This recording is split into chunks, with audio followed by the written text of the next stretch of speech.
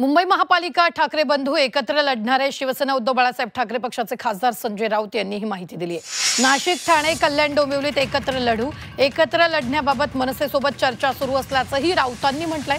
आता कुठलीही शक्ती मराठी माणसाची वज्रमूठ तोडू शकत नाही असंही राऊतांनी म्हटलेलं आहे। ठाकरे बंधूंची राजकीय युती अखेर ठरलेली आहे। मुंबई महापालिका ठाकरे बंधू एकत्र लढून जिंकतील। नाशिक, ठाणे, कल्याण, डोंबिवलीतही दोघे एकत्र लढणार असल्याचं संजय राऊतांनी सांगितलं। मुंबईसह महाराष्ट्रात म्हणतोय मी, मुंबई तर आहेच, मुंबई महानगरपालिका ठाकरे बंधू एकत्र येऊन जिंकणार आहेत। माननीय उद्धव ठाकरे, माननीय राज ठाकरे। नाशिकमध्ये सुद्धा आम्ही एकत्र लढणार आहोत, ठाण्यामध्ये आम्ही एकत्र लढू, कल्याण डोंबिवलीमध्ये आम्ही एकत्र लढू।